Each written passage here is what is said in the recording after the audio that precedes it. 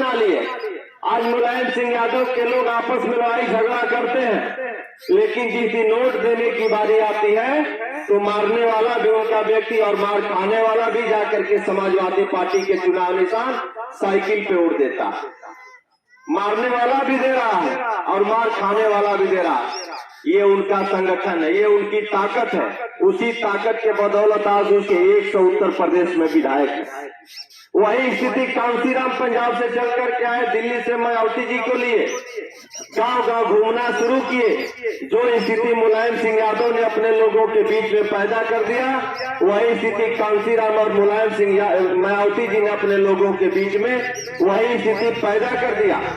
इस उत्तर प्रदेश में 4-4 बार अपनी सरकार बनाए और आज भी वो बहुत ताकतवर है, जिनसे हम कोसों दूर हैं।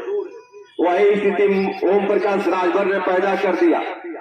ओम प्रकाश राजभर बनारस से आते हैं और गाजीपुर, बलिया, मऊ, देवरिया से पूरे अपने लोगों को जागरूक करते हैं, अपने लोगों को संगठित करते हैं। और उनके लोग इतने जागरूक हो गए, इतने संगठित हो गए कि ओम प्रकाश राजभर जी एक बार कहते हैं कि हम महुआरी में आएंगे तो 10-20 गांव नहीं, 100-200 गांव के लोग 3 घंटा पहले ओम प्रकाश राजभर जी को सुनने के लिए आपके महुआरी में आकर के जम जाएंगे। और जब ओम प्रकाश राजभर जी के लोग चलते हैं तो सारे लोग जान जाते हैं कि ये कौन लोग हैं। उन लोगों की पहचान है पीला झंडा, पीला गमछा, पीला कुर्ता, पीला पैजामा, पीला टोपी। और जिस झंडे में जिस डंडा में झंडा लगाते हैं उस डंडा को भी पीला कलर से करके लेकर के आते हैं। यह बात सही है कि गलत है? मायावती जी एक बार बुलाते हैं तो उनके लोग लखनऊ चले जाते हैं। यह लोकतंत्र है। लोकतंत्र में मूल्यांकन का 2 आधार है। एक तो आप भीड़ लगा करके अपनी ताकत को दिखाइए। मायावती जी एक बार बुलाती हैं अपने जयंती पे, एक बार बुलाती हैं अम्बेडकर जी के जयंती पे, तो आपके गाजीपुर के भी हजारों की संख्या में लोग लखनऊ चले जाते हैं। एक बार सोचते नहीं है कि मायावती जी बुलाई हम नहीं जाएंगे। उसी तरह अखिलेश यादव बुलाते हैं तो उनके लोग चले जाते हैं। उसी प्रकार ओम प्रकाश राजभर जी बुलाते हैं तो उनके लोग चले जाते हैं। जो मूल्यांकन का आधार है लोकतंत्र में, भीड़ लगा करके आप अपनी ताकत को दिखा सकते हैं। और दूसरा मूल्यांकन का आधार ये है कि आप अपना वोट दे करके अपनी ताकत को दिखा सकते हैं। तीसरा कोई आधार नहीं है लोकतंत्र में। तो हमें अपने वोट की ताकत को समझना होगा, अपने भीड़ की ताकत को समझना होगा। ये हमारी भीड़ जो है जाकर के मुलायम सिंह यादव को ताकत देती है। ये जो हमारी भीड़ है जाकर के मायावती जी को ताकत देती है।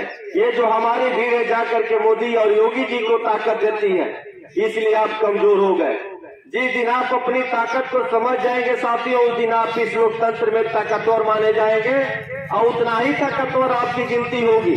जितनी ताकत जो है योगी आदित्यनाथ जी के पास है, जितनी ताकत मायावती जी के पास है, जितनी ताकत अखिलेश यादव जी के पास है, उतनी ही ताकत आपके पास है। लेकिन आप लोगों ने कभी अपने ताकत का प्रयोग नहीं किया। आप अपनी ताकत को कभी आज तक नहीं समझ पाए। हम लोगों को ये ताकत, ये ऊर्जा आप लोगों से मिलती है। ये हम लोग जो घूम रहे हैं रात दिन एक करके, ऊर्जा आप लोगों से मिलती है और उसी ऊर्जा से चलने की ताकत पैदा होती है। और उसी ताकत के बदौलत हम लोग गांव गांव घूम करके अपने लोगों को जागरूक कर रहे हैं। तो हम चाहेंगे कि वो ऊर्जा आपके अंदर भी होनी चाहिए। वो आपके अंदर ऊर्जा पैदा होनी चाहिए समाज से, और आपके अंदर उतनी ताकत होनी चाहिए कि हम भी उस ताकत का प्रयोग करेंगे और गांव गांव घूम करके अपने लोगों को एक करेंगे। तब जाकर के आपकी लड़ाई मजबूत होगी, आपकी हिस्सेदारी मिलेगी, नहीं तो कुछ मिलने वाला नहीं है। तो हम लोग आप लोगों से निवेदन कर रहे हैं कि 15 दिसंबर को पृथ्वीराज चौहान जी के नाम से 4था पृथ्वीराज चौहान एकता महायज्ञ का आयोजन मऊ में कोपागंज में रखा गया है। आपके कुतुबपुर कासमाबाद में 29 अप्रैल को पृथ्वीराज चौहान जयंती समारोह के दिन पृथ्वीराज चौहान एकता महायज्ञ का आयोजन किया गया था, जिसमें हजारों की संख्या में जाकर के लोग उस कार्यक्रम को सफल बनाए थे। उस दिन कड़ाके की गर्मी थी, तापमान 46 डिग्री पे था, फिर भी हजारों की संख्या में लोग गए और उस कार्यक्रम के हिस्सेदार बने, उस कार्यक्रम के भागीदार बने, उस कार्यक्रम के साक्षी बने। तो हम आप लोगों से भी निवेदन करेंगे कि जब भी आपको बुलावा आए, जब भी आपसे निवेदन किया जाए, आप एक दिन का कीमती समय निकाल करके इस आंदोलन में, इस लड़ाई में भागीदार बनिए। तब जाकर के आपकी लड़ाई मजबूत होगी।